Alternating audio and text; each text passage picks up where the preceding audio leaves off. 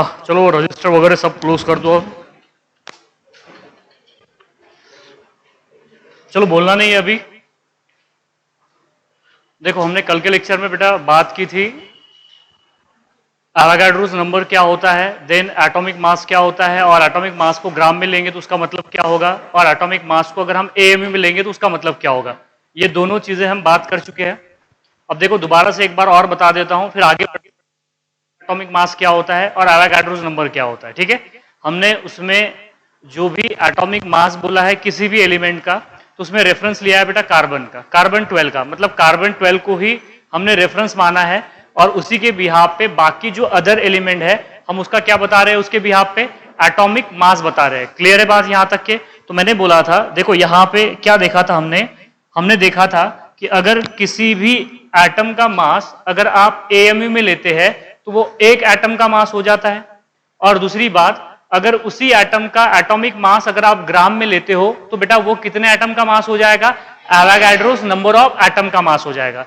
और जितना मास जो हम ग्राम में लेते हैं उसे कहते हैं ग्राम मॉलिक्यूलर, ग्राम एटॉमिक मास। क्या बोलते हैं उसे? ग्राम एटॉमिक मास। और ग्राम एटॉमिक मास को ही हम 1 मोल ऑफ दैट सब्सटेंस बोल सकते हैं या 1 मोल ऑफ एटम बोल सकते हैं। अरे बोल सकते हैं कि नहीं बोल सकते? बोल सकते हैं। जिस तरीके से देखो बेटा एक बात हमने यहां पे की थी कि कार्बन जो है वो कार्बन जो है बेटा एटम है, तो हमने क्या किया था, इधर देखिए, अगर हमने क्या किया बेटा, ये कार्बन है, क्या लिया, मास ऑफ कार्बन। क्या ले रहे हैं हम यहाँ पे, मास ऑफ कार्बन। कौन सा कार्बन है, कार्बन 12। अब मैं यहाँ पे ऐसे भी लिख सकता हूं, that is mass of carbon 12 atom. तो बेटा इससे आपने कंफ्यूज नहीं होना है कि यहाँ पे कार्बन 12 मतलब कार्बन के आइसोटोप की बात हो रही है। तो यहाँ पे देखिए mass of carbon 12 atom which is equal to, अब ये दो तरीके से ले सकते हैं हम, या तो एएमयू में ले सकते हैं या तो किस में ले सकते हैं, ग्राम में ले सकते हैं। अगर एएमयू में लेंगे हम, इधर देखिए आप, अगर हमने पहले किस में ले लिया, इन एएमयू, पहले किस में ले लिया, इन एएमयू, तो ये एएमयू क्या बताता है, मतलब अब देख लीजिए अगर इन एएमयू में लिया तो विच इज इक्वल टू कितना हो जाएगा, बोलो वो 12 एएमयू हो जाएगा। अरे क्या हो जाएगा, 12 एएमयू, सही है ना। अगर कार्बन का जो मास है वो एएमयू में लेंगे हम तो वो कितना हो जाएगा, 12 एएमयू। और 12 एएमयू जो है ये बताइए क्या था, बोलो ना यार, ये था मास ऑफ 1 कार्बन एटम, था ना, मास ऑफ 1 कार्बन एटम। और मास ऑफ 1 कार्बन एटम हमने निकाला था, कितना था मास of carbon atom, that is 1/Na। कितना आया था, 1/Na आया था, 1/Na।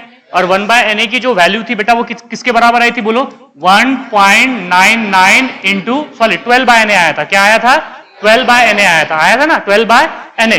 तो यहां पे इसकी वैल्यू कितनी थी, 1.99 इंटू 10⁻⁻23 ग्राम। किसमें आ गया था ये, ग्राम में। अरे मास ऑफ 1 कार्बन एटम आपको अच्छे से पता है बेटा, हमने लिखा था दैट इज 12/Na। क्या लिखा था, 12/Na ग्राम लिखा था। तो ये 6 क्या था, ये क्या था, 6.022 इंटू 10⁻⁻23 था। क्या था, 23। अब ऊपर चला जाएगा तो क्या हो जाएगा, -23 हो जाएगा। तो यहां पे देखो आप, अगर आपको एएमयू में बताना है किसका मास, कार्बन का, तो वो कितना हो जाएगा बेटा, 12 एएमयू हो जाएगा। कितना हो जाएगा, 12 एएमयू। हाँ अगर वही ग्राम में बताना है तो दैट इज 12/Na।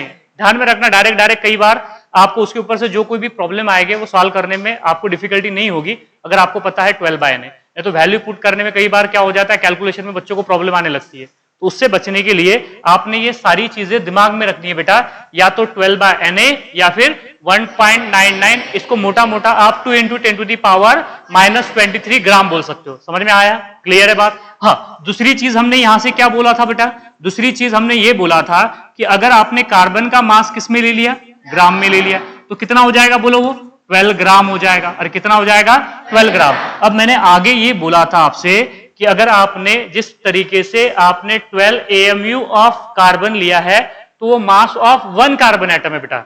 अगर आपने 12 ग्राम ऑफ कार्बन लिया तो 12 ग्राम ऑफ कार्बन कितने एटम का मास होगा, बोलो that is Na atoms of carbon. That is क्या हो जाएगा, बोलो it is a mass of, it is क्या होगा, बोलो it is a mass of Na atoms of carbon, Na atoms of carbon. Clear है बात, सबको समझ में आ गया। और Na एटम्स बोले तो कितने एटम रहे, बोलो बेटा 6.022 इंटू 10⁻23 एटम्स। ग्राम नहीं है रही है, क्या है ये, Na एटम्स का मतलब कितने एटम्स, 6.022 इंटू 10⁻23 एटम का मास है ये। कितने का एटम का मास है? 23 10⁻23 एटम का मास है ये। आपको क्लियर है? सबको समझ में आया? आया समझ में?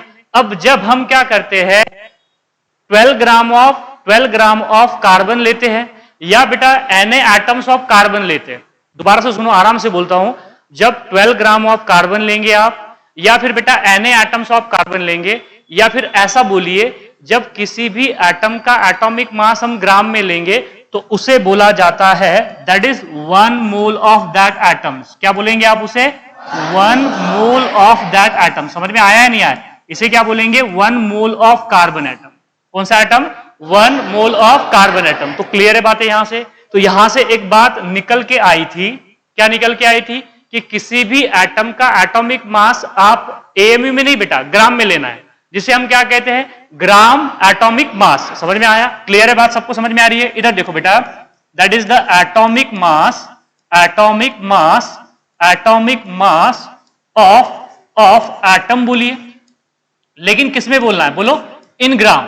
इन किसमें लेना है आपने? वो ग्राम में लेना है। अगर ग्राम में ले लिया, ये बात यहां पे मैं अंडरलाइन करके बता रहा हूं और थोड़ा तरीके से लिख के भी बता रहा हूं, अच्छे से लिख के बता रहा हूं। अगर आपने ग्राम में ले लिया बेटा तो उसे क्या बोलेंगे? आप बोलो ग्राम एटॉमिक मास। क्या बोलेंगे? ग्राम एटॉमिक मास। और ग्राम एटॉमिक मास बोले तो क्या हो जाएगा बेटा? That is the 1 mole of that atom. क्या हो जाएगा? 1 मोल ऑफ दैट एटम। किसी का भी ले लीजिए आप। और 1 mole of that atom contain how many atoms of that atom? That is Na atom. कितने एटम होंगे उसके अंदर?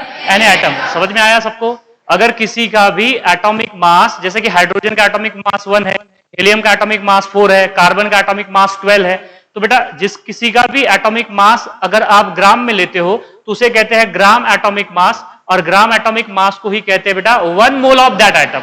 और 1 मोल ऑफ एटम में होते हैं एवोगाड्रोस नंबर ऑफ एटम। क्या होते हैं? Avogadro's number of atom. Example बताया था मैंने, आप ज्यादा आपको बोर नहीं करूंगा उसके लिए। तो बात समझ में आ गई आपको? क्लियर है यहां से? जैसे कि फिर फॉर एग्जांपल एक एग्जांपल लेके चलेंगे, कोई बात नहीं बेटा।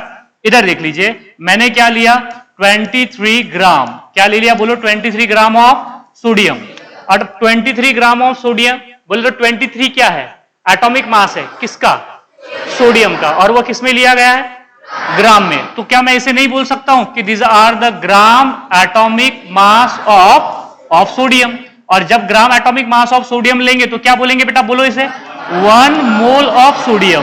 क्या बोलेंगे? 1 मोल ऑफ सोडियम। अब बताइए 1 मोल ऑफ सोडियम में कितने एटम्स ऑफ सोडियम होंगे रे? Na atoms of sodium. क्या हो जाएगी? बोलो that is Na atoms of sodium. Na atoms of sodium. आ गया बात सबको समझ में? क्लियर है? अब मैंने ये जिस तरीके से बेटा ये चीजें जिस प्रकार एटम्स को लागू होती है उसी प्रकार ये मॉलिक्यूल को भी तो अप्लाई होगी। अरे समझ में आ रही है ना बातें आपको? सिर्फ फर्क कितना है कि हम एटम का एटॉमिक मास लेते हैं लेकिन मॉलिक्यूल का क्या लेंगे बेटा? मॉलिक्यूलर। इतना सा फर्क है, ज्यादा कोई फर्क नहीं है वहां पे। क्लियर है बातें? सबको समझ में आ रहा है या नहीं आ रहा है? इधर देखो बेटा, जिस तरीके से हम एटम का एटॉमिक मास ग्राम में लेते हैं तो उसे बोलते हैं ग्राम एटॉमिक मास। और ग्राम एटॉमिक मास होता है 1 मोल ऑफ दैट एटम। और 1 मोल ऑफ एटम में होते हैं बेटा Na atoms. Na atom. Similarly like that इधर देखो बेटा, अब ये बताना है मुझको कि अगर मैंने क्या किया बेटा, यहां पे एटॉमिक मास ना लेके मॉलिक्यूलर मास लिया। अब मॉलिक्यूलर मास किसका लेते हैं? मॉलिक्यूल का। एटॉमिक मास किसका लेते हैं? एटम का। अब मॉलिक्यूलर मास लिया है तो देखो बेटा इधर, that is the molecular mass. कौन सा मास? मॉलिक्यूलर मास ऑफ किसका है? मॉलिक्यूल का। एनी मॉलिक्यूल, कोई भी मॉलिक्यूल बोल दीजिए। Molecular mass of any molecule which is in. अब ये किसमें बोलना है? ये भी किसमें बोलना है बेटा आपने? इन ग्राम। हाँ, एएमयू में ले लेंगे तो वो एक मॉलिक्यूल का मास हो जाएगा ना रे। जिस तरीके से बेटा किसी भी एटम का एटॉमिक मास अगर हम एएमयू में लेते हैं तो वो सिर्फ एक मॉलिक्यूल की एक एटम की बात करता है। लाइक दैट अगर किसी भी मॉलिक्यूल का मॉलिक्यूलर मास एएमयू में लेंगे तो वो एक मॉलिक्यूल का मास हो जाएगा। क्लियर है बात? यहां पे एक मोल का मास नहीं होगा, वो सिर्फ एक मॉलिक्यूल का मास होगा। अब हम मोल की तरफ बढ़ रहे हैं तो मोल की बात करेंगे। इससे प्रीवियस लेक्चर में बेटा हम बहुत सारी बातें बता चुका हूं मैं। तकरीबन 3 से 4 लेक्चर लिए मैंने इसके ऊपर। आपको पता है 40 से 45 मिनट के टोटल 3 से 4 लेक्चर हो चुके हैं। अब यहां पे देख लीजिए, मॉलिक्यूलर मास ऑफ मॉलिक्यूल, लेकिन किसमें लेना है बेटा? यहां पे बोलो इन ग्राम में। उसे क्या बोलेंगे? Gram molecular mass. अरे एटॉमिक मास इन ग्राम तो gram atomic mass, gram atomic mass, molecular mass in gram तो क्या बोलेंगे, ग्राम मॉलिक्यूलर मास, ग्राम मॉलिक्यूलर मास। अब जब किसी भी एलिमेंट का आप ग्राम मॉलिक्यूलर मास इतना मास लेते हैं तो उसे क्या बोलेंगे, आप बोलो 1 मोल ऑफ दैट मॉलिक्यूल।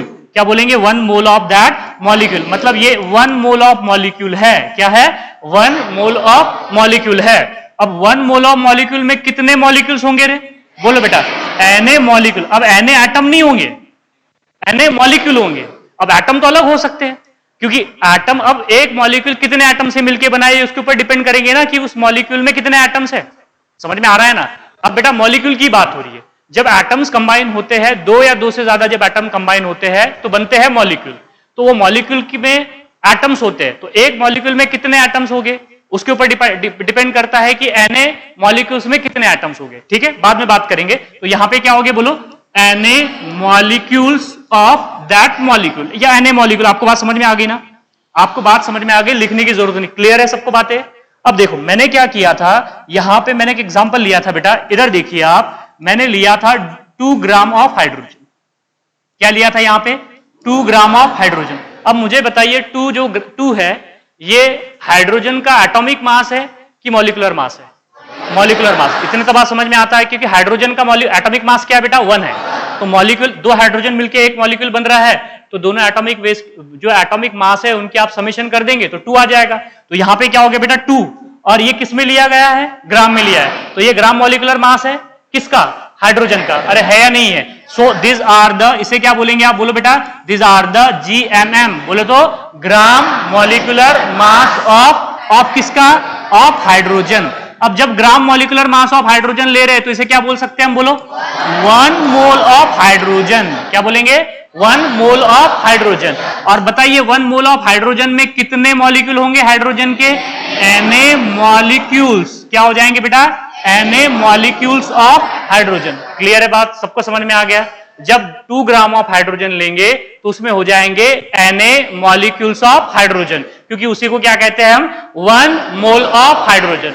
अब अगर हम 4 ग्राम अगर हाइड्रोजन लेंगे तो कितने mole of hydrogen, 2 mole of hydrogen. 2 mole of hydrogen contain 2 Na molecules of hydrogen. अरे समझ में आ रहा है या नहीं आ रहा है, बात क्लियर है सबको। अगर मैं यहां पे 6 ग्राम ऑफ हाइड्रोजन लूंगा तो बताइए कितने mole of hydrogen, 3 mole of hydrogen. और 3 मोल of hydrogen contain 3 Na molecules of hydrogen. अगर मैं 8 ग्राम ऑफ हाइड्रोजन लूंगा तो कितने mole of hydrogen, 4 mole of hydrogen. And 4 mole of hydrogen contain 4 Na molecules of hydrogen, 4 Na molecules of hydrogen. समझ में आया, clear है।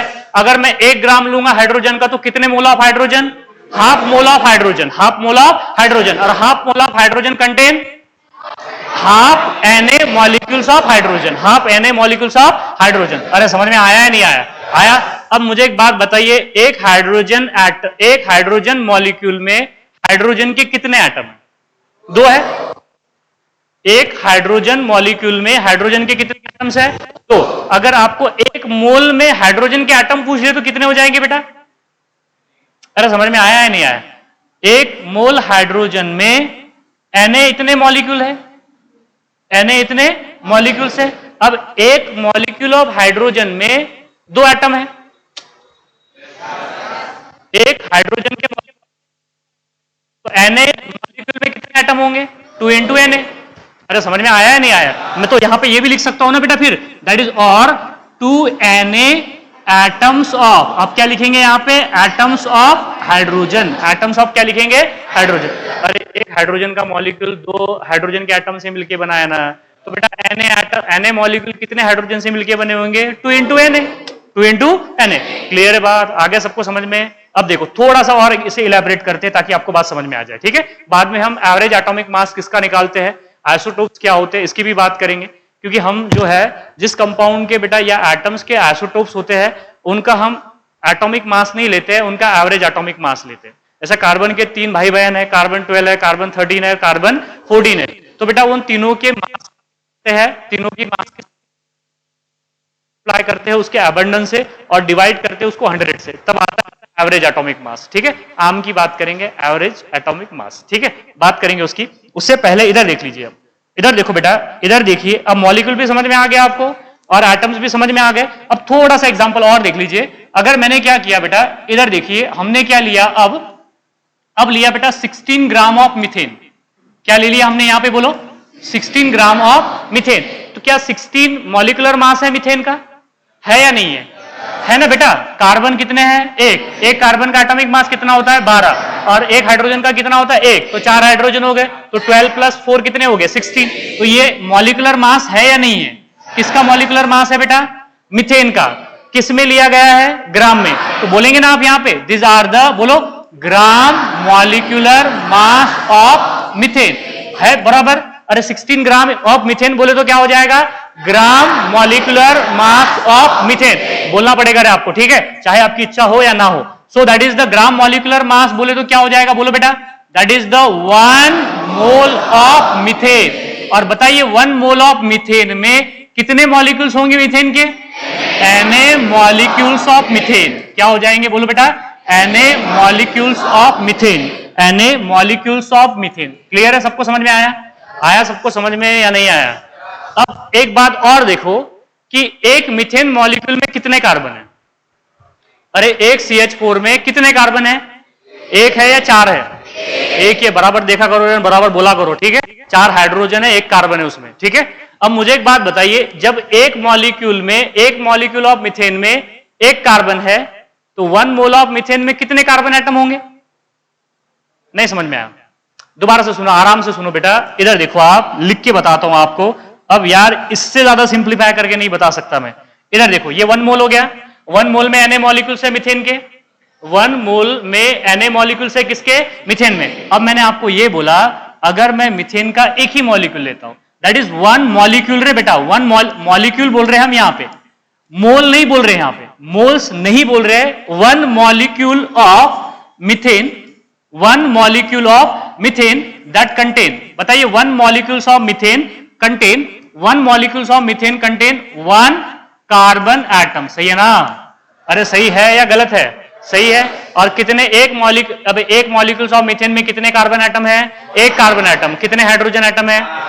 अब मैंने आपसे पूछा कि बताइए Na मॉलिक्यूल्स ऑफ मीथेन में कितने कार्बन एटम होंगे, Na atoms of carbon, Na atoms of carbon. समझ में आ रहा है ना रे, देखो Na मॉलिक्यूल, यही तो बोल रहा हूं ना आपसे मैं, कि अगर एक मॉलिक्यूल में 1 कार्बन एटम है बेटा, तो Na एटम्स ऑफ, बोलो सॉरी, Na मॉलिक्यूल, क्या लेंगे आप यहां पे, बोलो